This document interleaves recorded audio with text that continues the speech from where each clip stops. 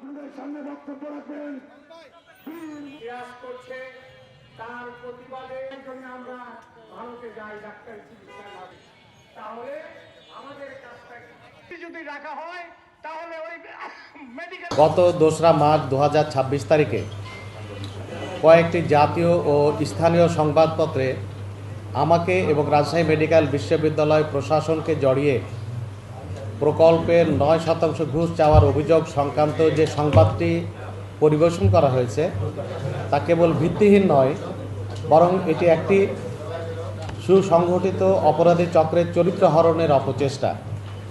আমি দৃঢ়ভাবে বলতে চাই, এই সংবাদের কোনো সত্যতা বা নৈতিক ভিত্তি নেই।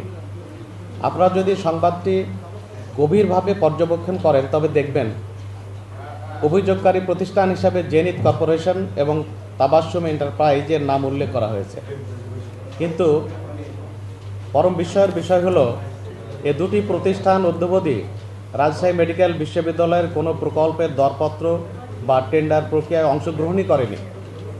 যেখানে কোনো প্রতিষ্ঠান টেন্ডারে অংশগ্রহণই করেনি সেখানে তাদের কাছে ঘুষ চাওয়ার গল্পটি যে কতটা সাজানো এবং হাস্যকর তা বিবেকবান যে কেউ সহজেই অনুমান করতে পারবেন। মূলত এই প্রচারের নেপথ্যে রয়েছে টেন্ডার প্রক্রিয়ায় অবৈধ হস্তক্ষেপ করতে না পারার ক্ষোভ। এই ষড়যন্ত্রের মূল হোতা জেনিত কর্পোরেশনের মালিক আতাউর রহমান টিপু। তিনি দীর্ঘদিন ধরে আমাকে এবং বিশ্ববিদ্যালয়ের প্রশাসনকে অনৈতিক এবং বেআইনিভাবে চাপ প্রয়োগ করে আসছিলেন। তিনি চেয়েছিলেন টেন্ডার ডাটা শিট তার দেয়া শর্ত অনুযায়ী সাজাতে হবে, যা সরাসরি পিপিআর বা সরকারি ক্রয় বিধিমালার পরিপন্থী। পিপিআর বিধিমালা অনুযায়ী বড় প্রকল্পের ক্ষেত্রে স্পেসিফিক এক্সপেরিয়েন্স প্রাক্কলিত মূল্যের 50% থেকে 80% রাখার নিয়ম থাকলেও তিনি তা কমিয়ে 50%-এর নিচে রাখার জন্য আমাদের উপর চাপ সৃষ্টি করেন। যখনই আমি এবং আমার প্রশাসন নিয়ম বহির্ভূত এই আবদার প্রত্যাখ্যান করেছি তখনই তিনি আক্রমণাত্মক হয়ে ওঠেন। গত 24শে ডিসেম্বর 2025 তারিখে তিনি আমার এবং আমার বিশ্ববিদ্যালয়ের কর্মকর্তাদের হোয়াটসঅ্যাপে মেসেজ, কল এবং একাধিক ভয়েস মেসেজ পাঠিয়ে সরাসরি হুমকি দেন যে বর্তমানে তারাই দেশ পরিচালনা করছেন এবং তাদের শর্ত মোতাবেকই সব কিছু করতে হবে। এই উদ্ধত্ত কেবল আমার প্রতি নয়, বরং দেশের বিদ্যমান প্রশাসনিক কাঠামোর প্রতি চরম অবজ্ঞা। হয়রানির মাত্রা এখানে সীমাবদ্ধ থাকেনি।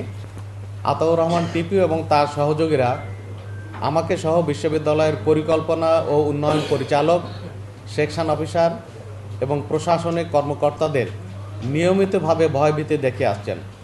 তারা সরাসরি হুমকি দিয়েছেন যে তাদের চাহিদা মোতাবেক কাজ না দিলে আমাদের উপর শারীরিক লাঞ্ছনা করা হবে এবং এক পর্যায়ে সে প্রাণনাশের হুমকিও প্রদান করেন। ক্ষমতার দাপট দেখিয়ে কর্মকর্তাদের উপর আধিপত্য বিস্তারের যে এই চেষ্টা তা দাপ্তরিক শৃঙ্খলা ও নিরাপত্তার জন্য চরম হুমকি স্বরূপ।